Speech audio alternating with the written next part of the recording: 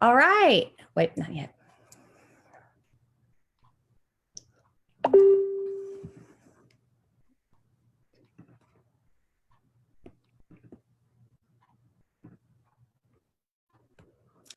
Hi, everybody. Welcome to Grand Strand Actions Together first Facebook Live event. I am here today to interview two people about policing and the future of policing in South Carolina. So our first guest today, I'm not sure exactly which order we're going to go in, but I've got Dr. Jennifer Slosher. She is an assistant professor in the Department of Sociology at Coastal Carolina University. She began at Coastal last year, and she teaches sociology and criminology. She's published numerous research articles and a book highlighting the problematic issues in prison policy.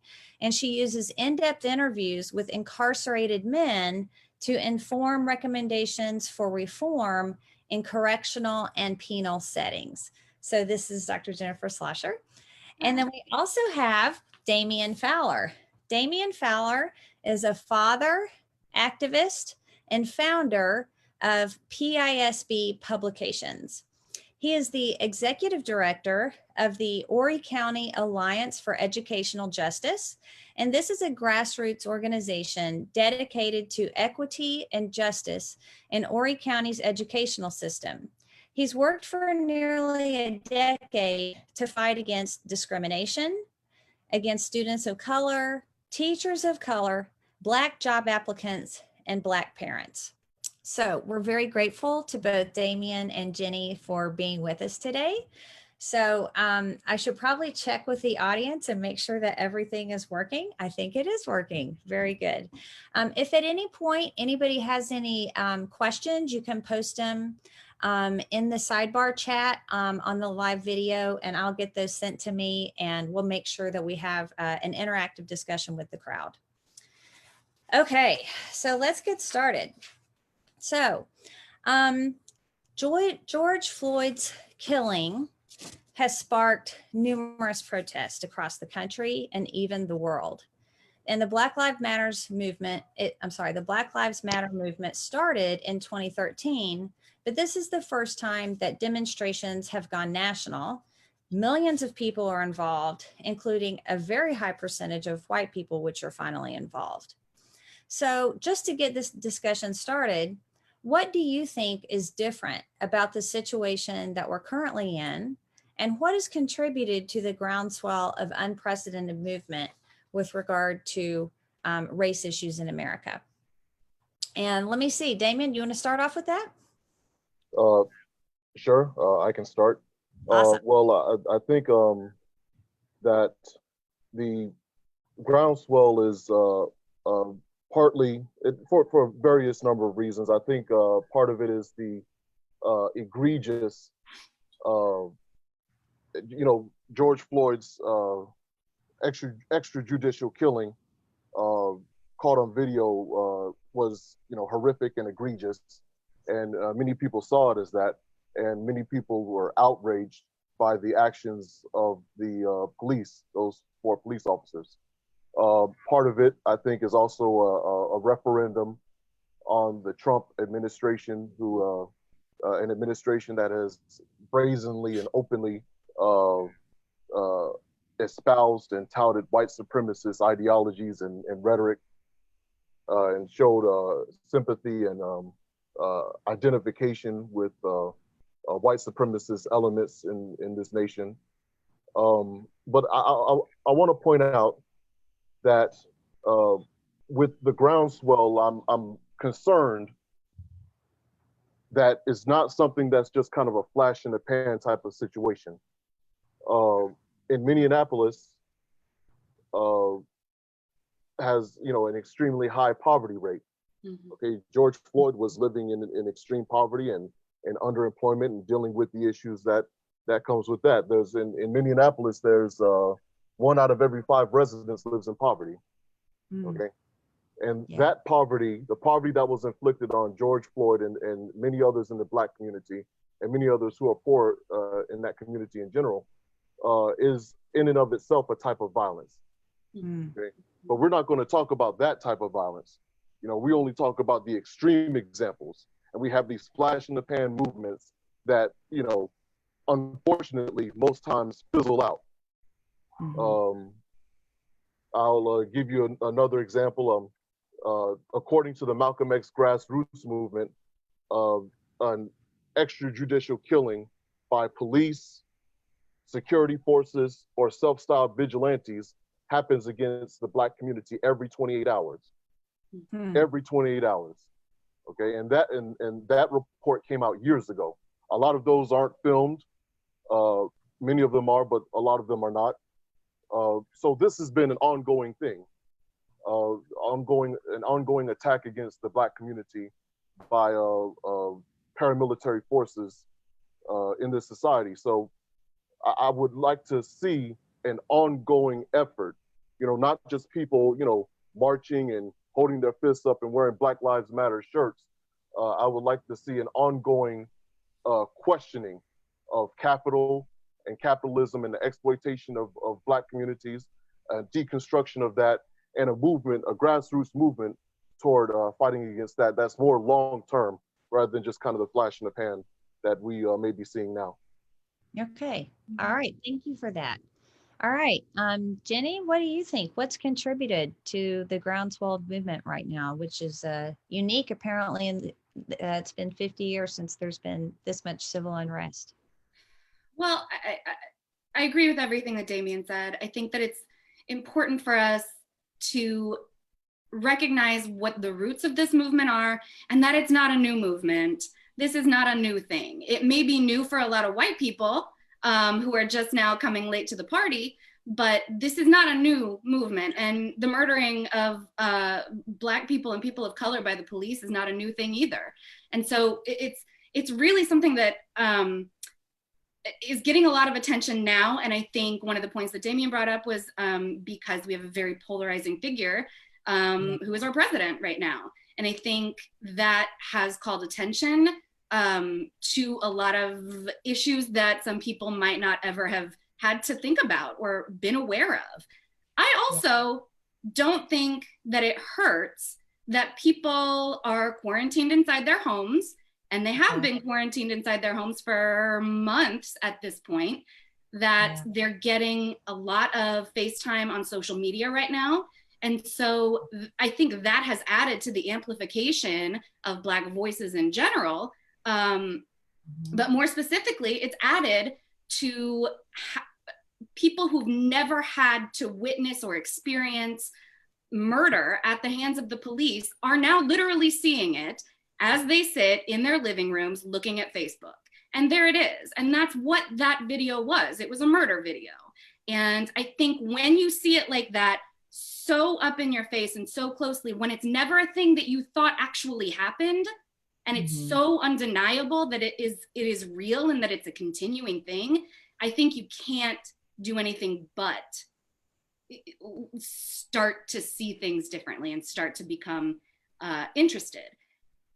So I think there are a lot of factors that go into it, but absolutely 100% Damien's point that if this is going to work for real, not only do we need systemic change, and not only do we need people to actually make real changes at the systemic level, and I don't mean placating politicians and listening to them tell us how they want to reform things, but I think we need white people to stay on board, like hard on board for a long time. Yeah. No, I think you're right. It's interesting. I was reading a critique today of some of it seems like, so it's been very interesting because I followed the Black Lives Matter and tried to support it since its inception, but it's never gone like national.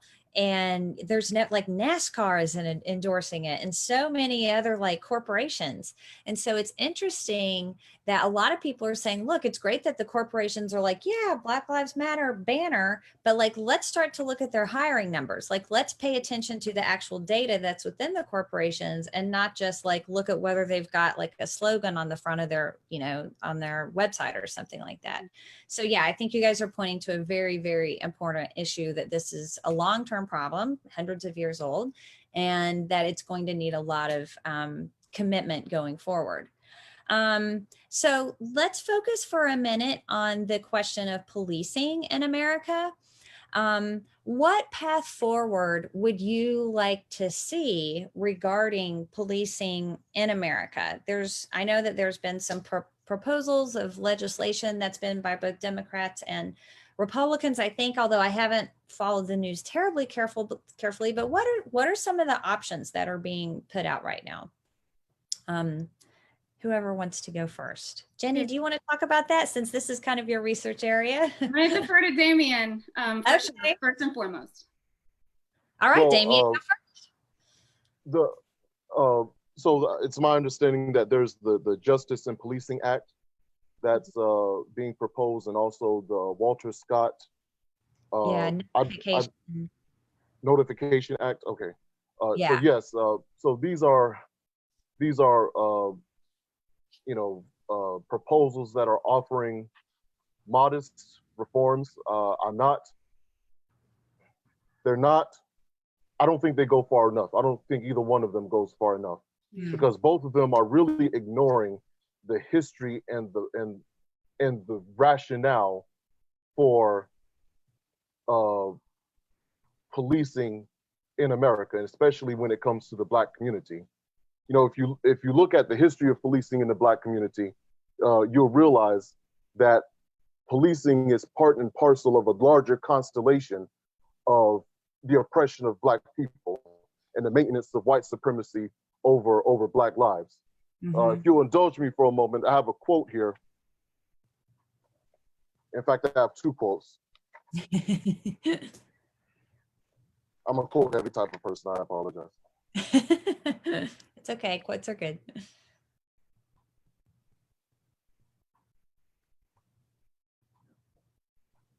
Just bear with me one moment. I'm sorry. Okay. So this is from Khalil Gibran Muhammad, who wrote the book Condemnation of Blackness, Race, Crime, and the Making of Modern Urban America. And he says the following about the history of policing.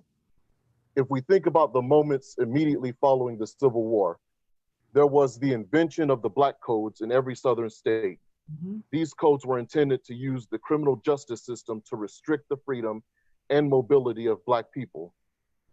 And if you cross any line that they prescribed, that means you could be sold back to your former slave owner, not as a slave, but as a prisoner to work off your fine when you were sold at an auction to the highest bidder. This tells you something about the invention of the criminal justice system as a repressive tool to keep Black people in their place from the very moment 95% of the Black population became free. Yeah. And this is still with us because ultimately, as a social problem, crime and the perception of criminality has become, like it was in the Jim Crow South, a mechanism to control Black people's movements in the cities. So, I mean, we have to look at policing in Black America from the perspective that the police are, to a large extent, the paramilitary arm of the white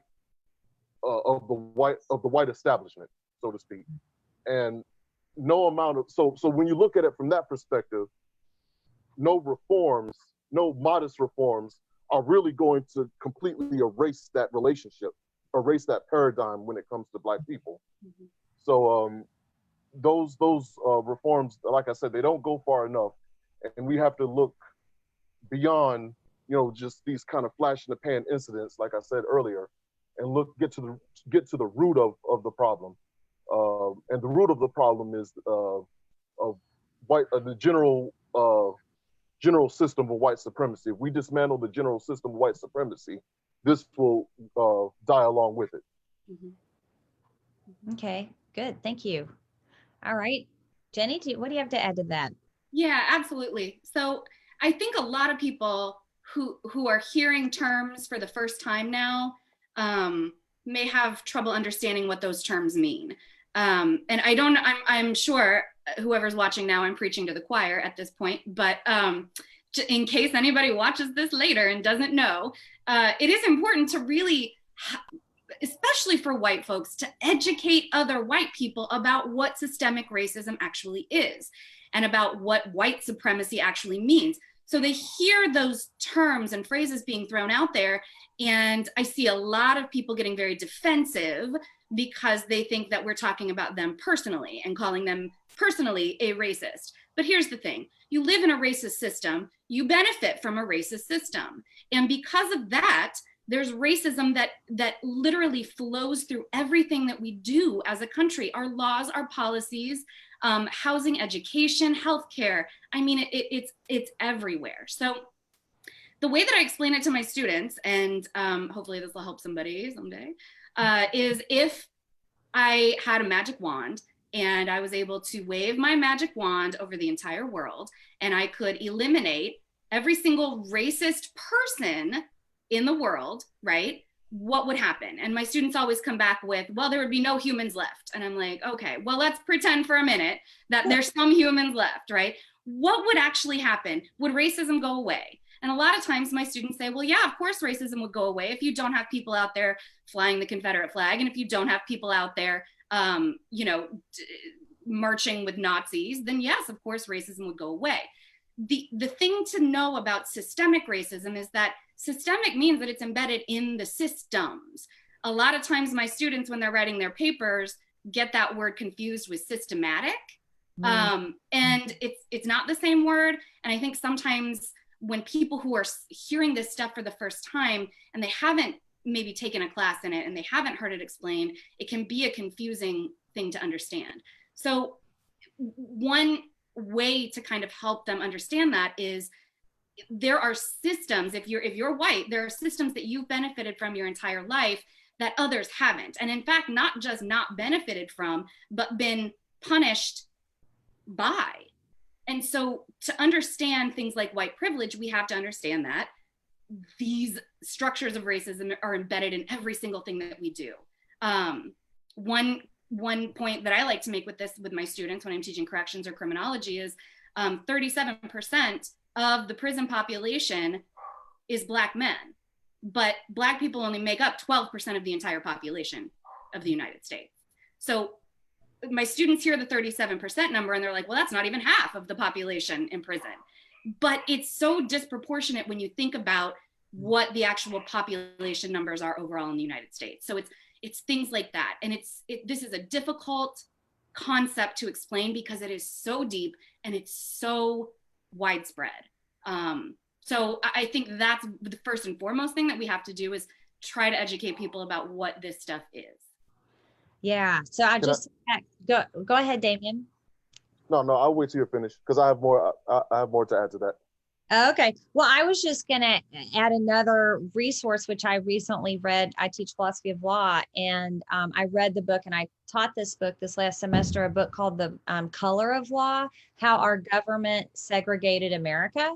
And it basically goes through all the laws that were passed, like it starts with, Jim Crow, but then it starts a little bit after that with redlining. And so as soon as if you start looking at property, and like how the baby boomers have benefited, this is primarily white baby boomers have benefited because there was white flight.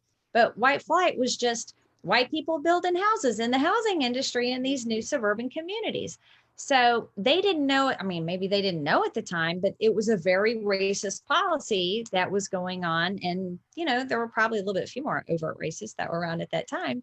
But it does go very deep, and it goes very historically. Like if you look back at, your own life, you start seeing your parents or grandparents or whoever, and you're like, you see that they're in the situation they were in because of the laws that were constructed at the time, which either worked to their benefit or worked to their detriment. Yeah. So Damien, what were you going to add to that? So I was just going to share this quote, if you don't mind.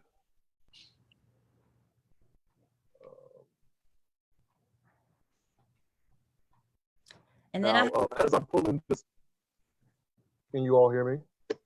Yes, we can hear you. I think you're frozen up, but we can hear you. Okay.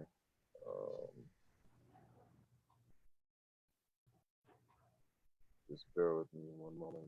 Okay.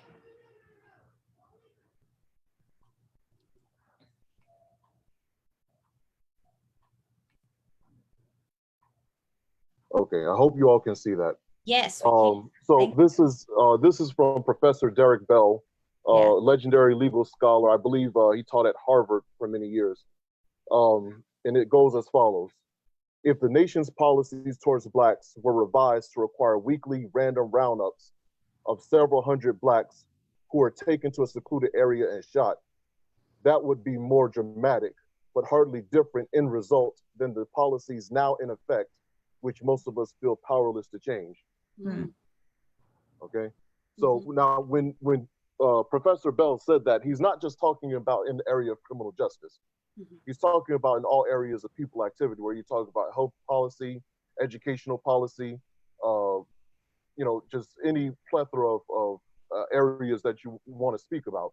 So that goes in line with what we're talking about. This systemic, the systemic white supremacy puts forward policies that are the functional equivalent, although less dramatic, but the functional equivalent to genocide when it comes to Black communities. Very good. So guys, we have some questions from our audience. So I know we have a few more questions that we've prepared, but I want to go ahead and read out a question from David.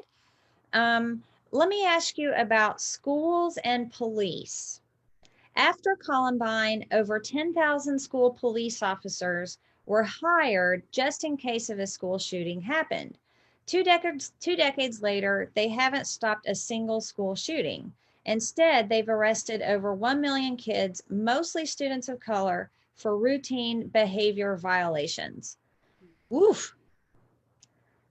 Like to hear your thoughts on that. I know Damien has some thoughts on that. I've talked to him about it before. Well, before I go forward, I think before we move forward with this conversation, Okay. I think it would be important for me to say that the views and opinions of Damien Fowler do not necessarily reflect the views and opinions of Grand Strand Action Together, or That's true. or, you know, That's true. okay. So So I want to. Jenny is speaking as a professor on her own, not as a representative of Coastal Carolina, same as me, even though we're both employed there. We have freedom of speech as professors, so we're able to come out and, you know, give our opinions, but not as representatives of the university, but as our own. And same with Damien. So, you know, we're all probably going to line up a little differently on some issues. All right. All right. So with that said, I think so. The sociologist Louis Bacan talks about the 4 peculiar institutions, right? And I have a slide for that, but I won't pull it up in the interest of time. But the first peculiar institution was slavery. Then the second one was Jim Crow. Then the third one was the rise of the ghetto. Yeah. And now the fourth one is the hyper ghetto and mass incarceration. Yeah. So, and if you look at the book, The New Jim Crow by Michelle Alexander, she talks about the same thing as well. Now, the rise of mass incarceration as the new method and system of controlling and coercing Black bodies. Now, the system of mass incarceration trickles down into all areas of people activity, including education. And the school to prison pipeline, the coercion of Black students and pushing them into the criminal justice system is the manifestation of mass incarceration and the system of mass incarceration in the system of education.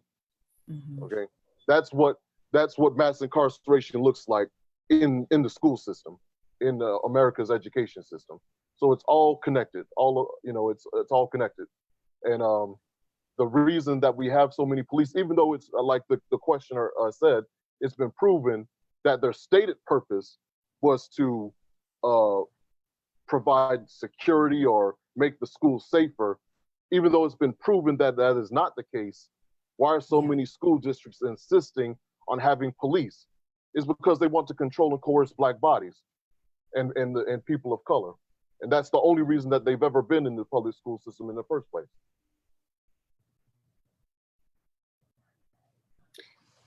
Yes, I agree. Okay, Jenny, do you have more to add to that? Yeah, I mean, I totally agree. That's one of the areas that I study, one of the areas of theory that I study very much in my work. So it's absolutely spot on what Damien just said.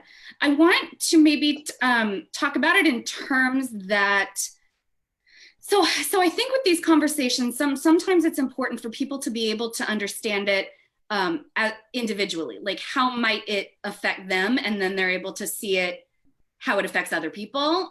So we're talking about asking people to have empathy for something that they've never had to experience, and so that can be hard. It shouldn't be, but it is. So so we all know, if you've ever been just driving in the middle of the day, as a white person, by the way, because driving while white is not a crime. If you've ever been driving down the road during the day and it's just broad daylight and there's other cars out and everything, and then a police officer is behind you, right? Like you're at a stoplight and you're sitting there and you're like, oh my God, okay, what do I do? What do I do? Like you forget how to drive all of a sudden, and you forget what a turn signal is, and you're just freaking out, right? There are almost no situations where when a police officer is present, people feel safe. People feel scared. They feel like they've done something wrong. And if you put police officers in school with children every day, all day, they feel scared and they feel like they're doing something wrong. This contributes to issues in mental health, especially for Black and brown children who are under a more watchful eye, simply because of things like institutionalized racism and implicit bias, right?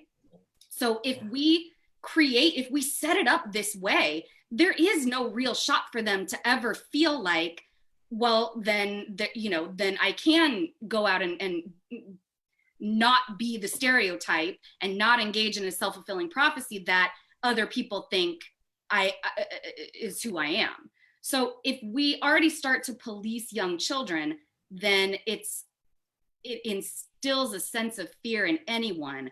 And I think that's a really bad thing to do to people's educational experiences and to their mental health and to their physical health too. So it really kind of trickles down into all aspects of their lives. That's my thought. Yeah. No, I think that sounds right. That sounds right.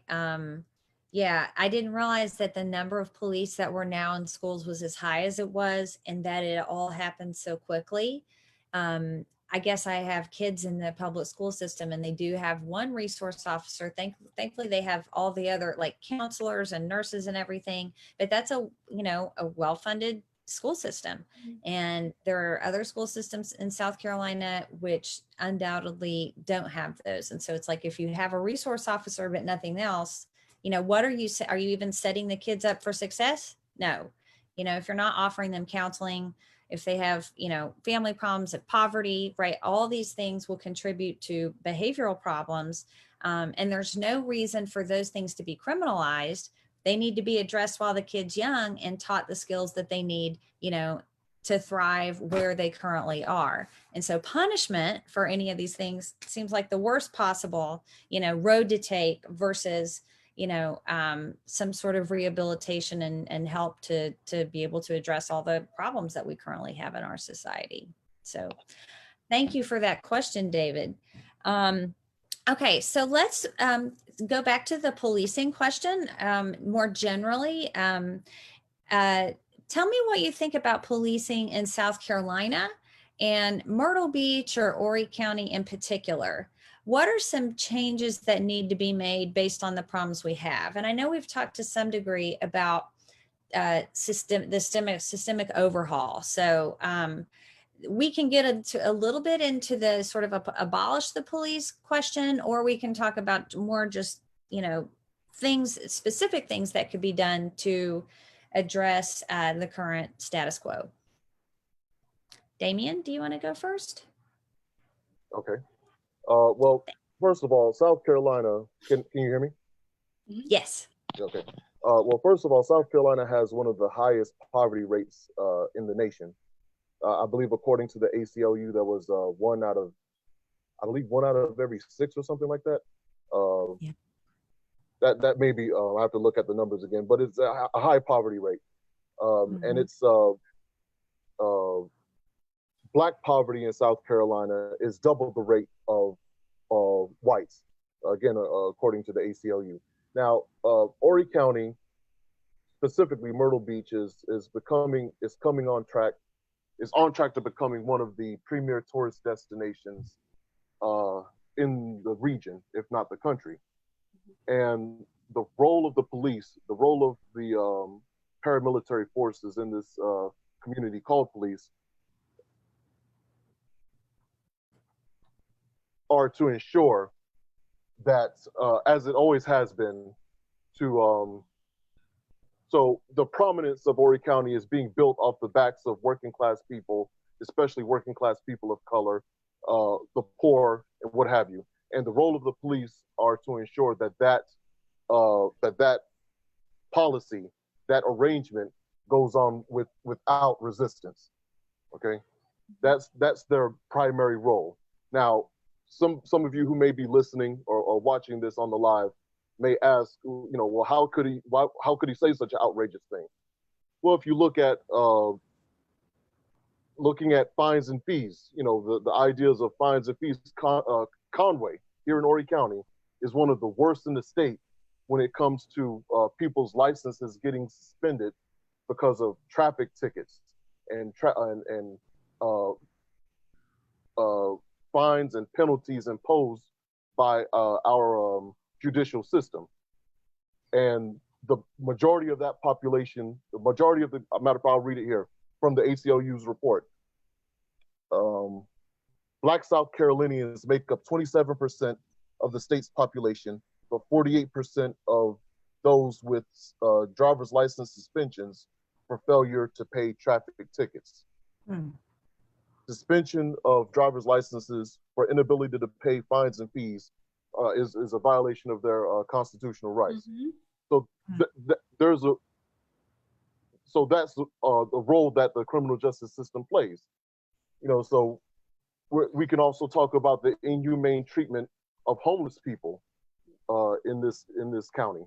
Okay, and the way that they're treated is completely despicable. Stephanie Southworth, also of Coastal Carolina University, has done a lot of great research on that.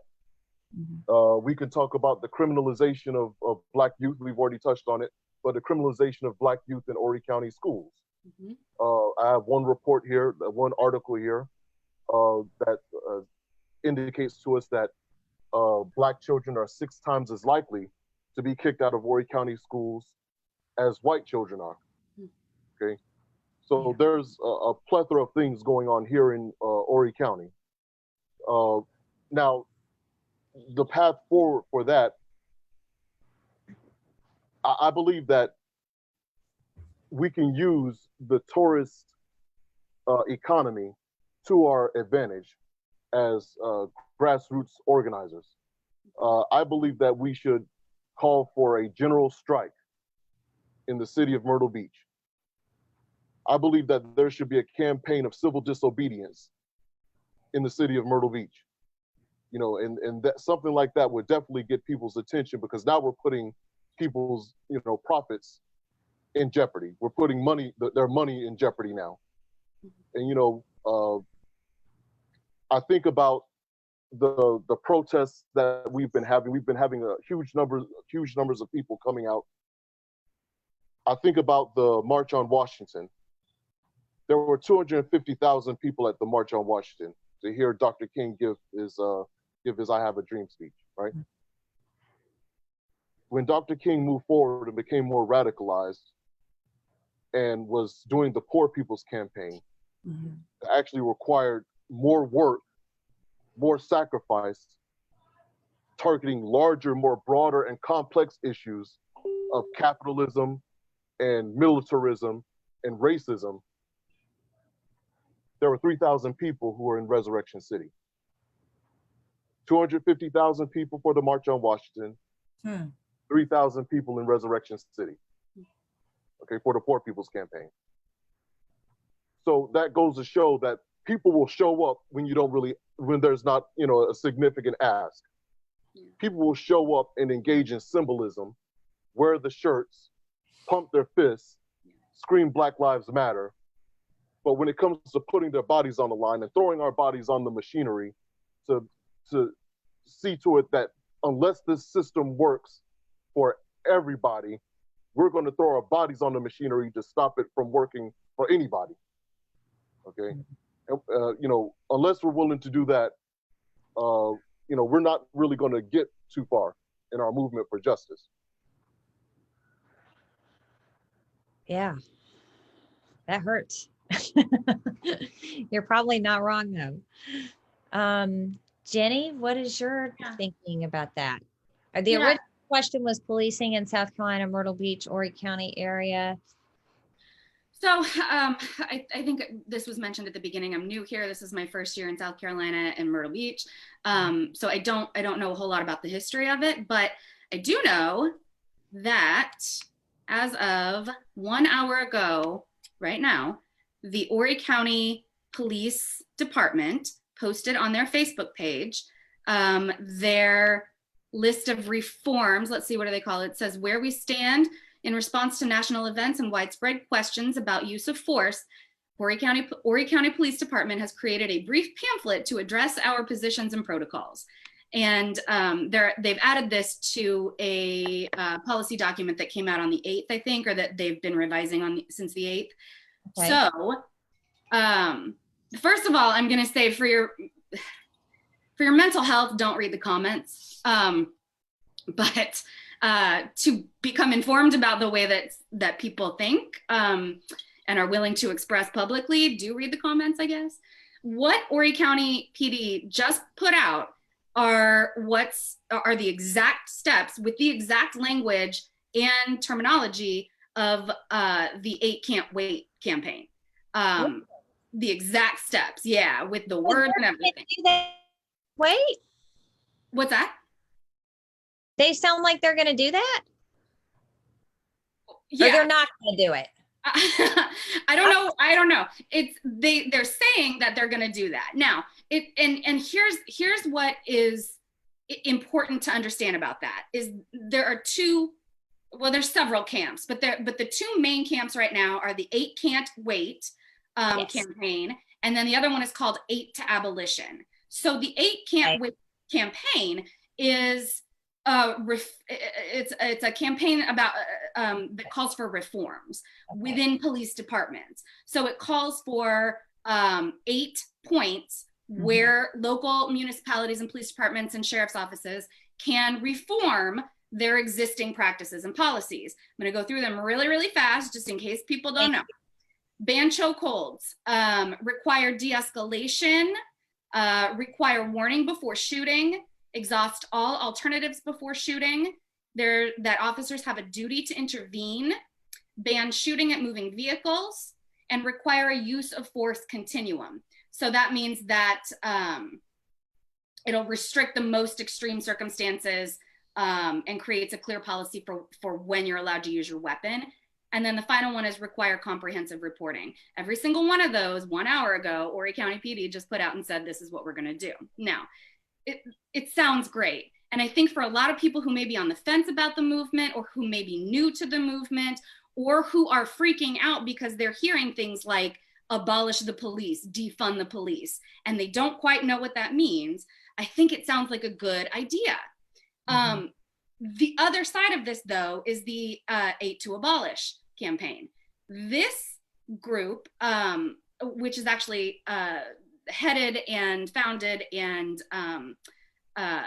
worked on by vocal Black scholars and activists and authors, they also have 8 points that they would like to see happen, and none of those involve reforming what our current police situation looks like. It literally involves completely defunding and abolishing the police as we know it. And so when people hear that part of it, they freak out again because they say, well, how can we get rid of the cops? Like, we need police. They're here to protect us. But the people who are saying that 99% of the time aren't Black people, because the police aren't here to protect Black people. They haven't been. They're here to criminalize them and to enact violence against them. And we've seen it time and time and time again. So let me run through. Am I talking really fast? No, you're good. Okay. Let me run through the 8 to abolish points, and then maybe we can see how they're different from the reformist points of 8 can't wait. Okay. So for them, number 1 is defund the police. Number 2, demilitarize communities. So this means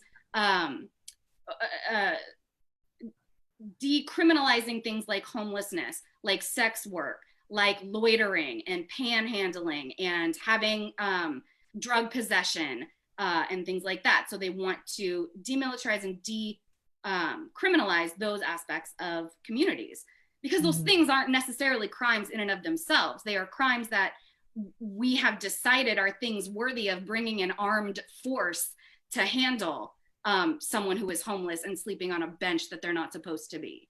We don't need guns to handle that situation. So that's what this camp is saying. Okay. Remove police from schools. This is their third point. Remove all police from schools. There is no school resource officer. We don't need armed guards and cops policing our children.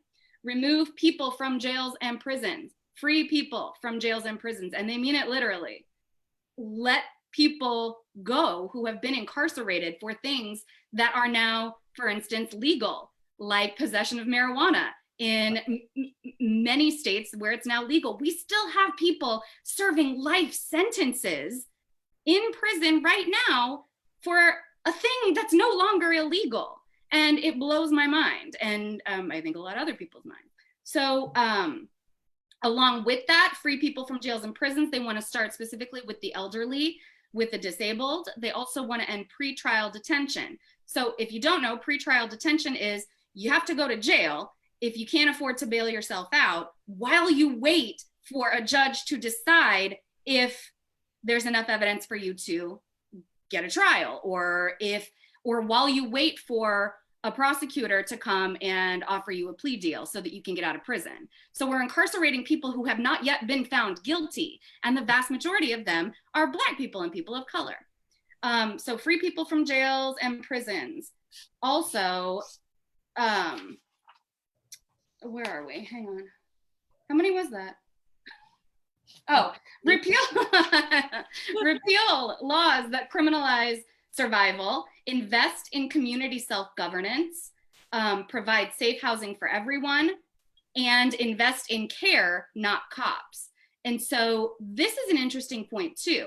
So the money that they propose we take from the police, they say reroute that money straight back into the communities that need it. So creating treatment centers, peer support networks, mental health care, universal child care, free and accessible public transportation. So all of the things that push people into situations where then the police may be called on them could be eliminated. And so when you see these 2 8 campaigns set against each other, one is saying, let's take the police exactly as they are right now, except ask them to implement a couple of different policies, like don't kneel on someone's neck until they die, right? Like, can we do that? And cops are like, yeah, sure, we can do that. And everybody's like, yeah, sure, that's great. Stop killing Black people, we're on board. But the issue then doesn't hit at the big root cause of this, which is that the entire system is set up to not work for people of color, minorities, and the poor. And so it doesn't address, the 8 can't wait doesn't address the issues of systemic racism that are so deeply embedded in the way that we police people. So I think there may be a middle ground. I don't know. If I had the answer to that, I might be on, CNN. I don't know, but I don't have the answer. So I think it's worth listening to every side of this and to looking at what can be done. I'm not saying that it's a bad thing that Horry County PD just came out and said we're going to do this 8 can't wait. I'm not saying it's a bad thing, but I think with all things that are made public like this and all promises that are made, it's sort of a I'll believe it when I see it situation. Yeah. So yeah, that's another thing I've heard a lot in the last couple of weeks, just in conversation with, lots of folks in the Black community, folks in the white community, but people saying what we need is accountability. That is like the first start is we need accountability. And, as a scholar and somebody who reads this kind of stuff, once you go into this literature and start looking at it, I read a recent scholar, she's at University of Virginia. I can't think of her name right now, but she wrote an essay that I read several years ago when I was writing an article on policing. And the title of the essay was Why Arrest? Like, why in the heck do we even arrest people? Like, what is the fundamental assumptions that are going into taking away somebody's liberty? And obviously, if they're a threat to somebody, an immediate threat to somebody else's life or their livelihood, that's a good reason to arrest somebody. But people get arrested. That's 1% of arrest, right? What are we spending the rest of our 99% of our time, doing? So yeah, I agree with you that if you start thinking about, I think we're very used to having our liberty taken. And I'm friends with a lot of French people, and they say, you Americans, you do not care about your liberty. You do not stand up for your liberties. And I'm like, we think we're real free, but when you look down at the end of the line, we don't have as much liberty as we think we do. Okay, good. So we've got, it looks like about 10 minutes left in our discussion. So I think this has gone phenomenally well. So I'll just ask you a last question. And if there's any other point that you haven't gotten to make at this point, or something that you've been thinking about, let me make sure that there's no other questions from the audience, but I'll go ahead and ask my last question. What is the most realistic path forward? The second most common thing I've heard from people is A, we need accountability of our leaders, but B, what can I do? What can I do right now? And so I did make a list of 5 things. 2 of them were reading books, because I'm a big nerd and I highly recommend education, and calling your leaders about the proposed legislation that's being made on the national level. But what is the path forward, and what can we do at this point to try to fix some of these problems that we've been talking about? Damien, I'll let you go with that one first. Well, let me start off by saying that the 8 to abolish, I think was the actual term.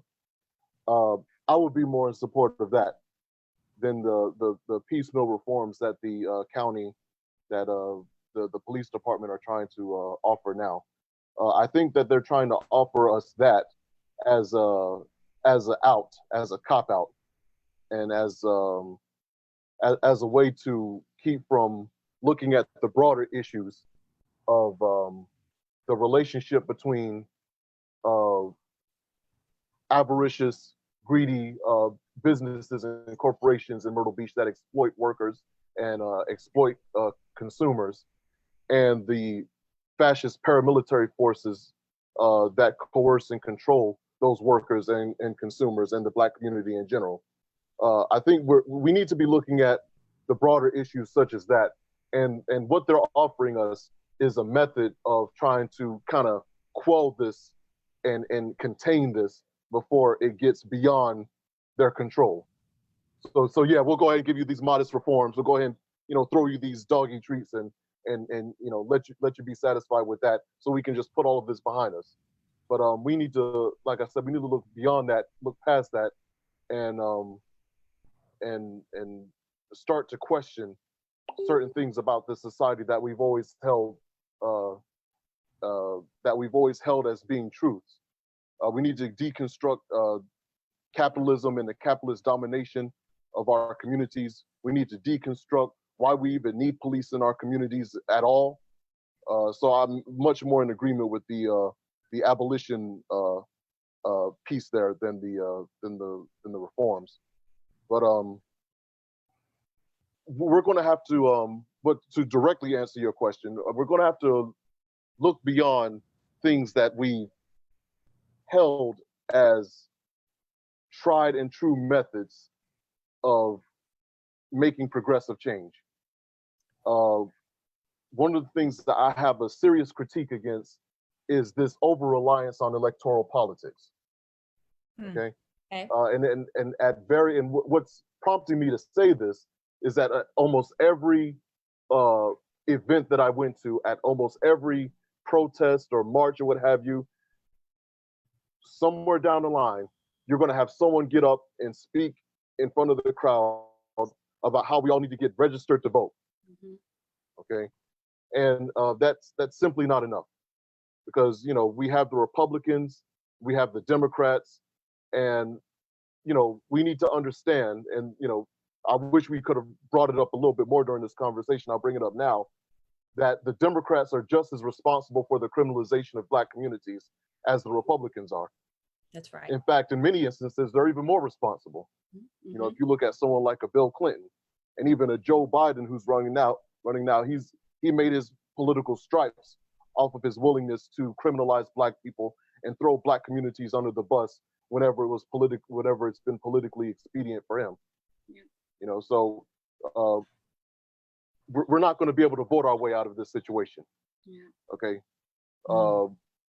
We have people, even the Black representatives of the Democratic Party here in South Carolina. Among the folks who are running, we have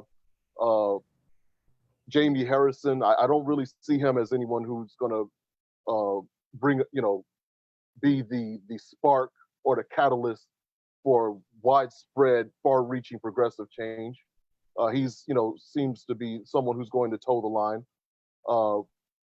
Melissa Watson, when she was asked about who's running for the District 7, I believe, when she was asked about a Black agenda and reparations, I don't even think she understood what the word reparations meant, much less have a solid agenda to bring it to fruition. So the people that they have representing the Democratic Party, the people who are supposedly representing the working class, representing those of us who are the most marginalized, really aren't representing our interests. So we can't just engage in electoral politics. Like I said, we have to go back to the grassroots movement organizing. We have to actually put stuff on the line and be willing to shut things down in order to get what we want. And I always say this, I said it earlier and I'll say it again, that unless everybody eats, nobody's going to eat. Either everyone's going to benefit from this system or nobody's going to benefit from this system. Like Malcolm X said, it'll be freedom for everybody or freedom for nobody, until those of us who are oppressed and marginalized get what we're supposed to get out of this system. That's the mindset we need to have. There's no other way. Yeah, I agree.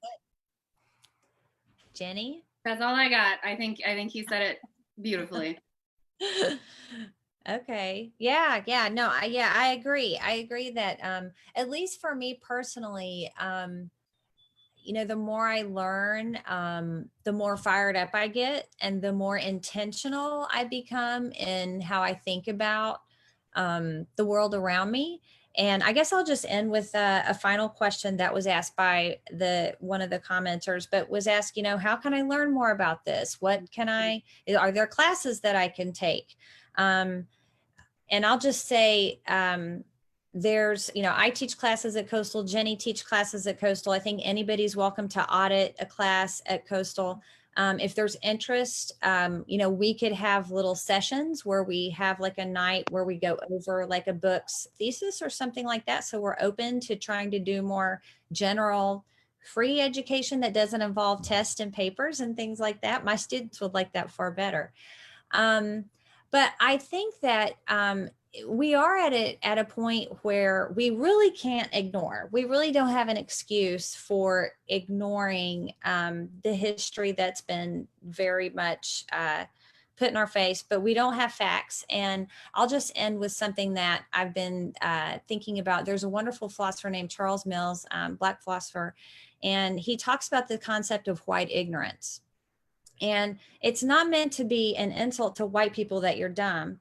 It's that the educational system is set up in such a way that you remain ignorant of your privilege and you remain ignorant of what the white supremacy, the white system that's been created by white people has done to people who are oppressed.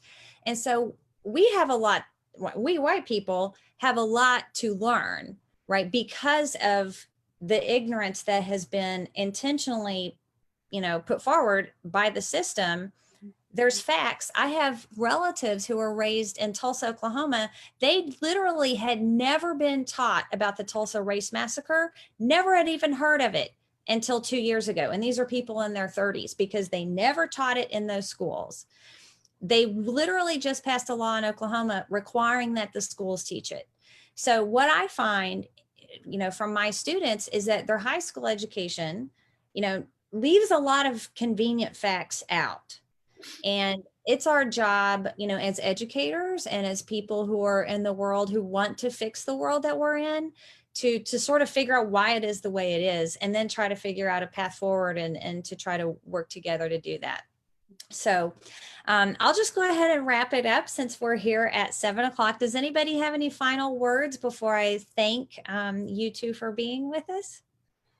Thank you. Okay, awesome. So, and Damien, thank you so much. I just want to say that this is that we are Grand Strand Action Together. I'm Julinna Oxley. I'm the co-founder of Grand Strand Action Together. I think I didn't announce myself at the beginning. Apparently, I should have done that. But my two guests today were I'm sorry, I just met you, Jenny Slosher and Damien Fowler. And these were two of our guest panelists. We are Grand Strand Action Together is a nonprofit organization. We have butchered both political parties tonight. So that wasn't necessarily intentional, but we don't have a specific agenda. Our goal is to educate, to learn, to platform voices so that we can hear different perspectives. And we look forward to your feedback. And again, thank you to everybody who is listening. And thank you especially to Jenny and to Damien, who are our guests tonight. So thank you guys. And if I can figure out how to sign off, I'll sign off. All right. Thank you. Bye. Take care. You too.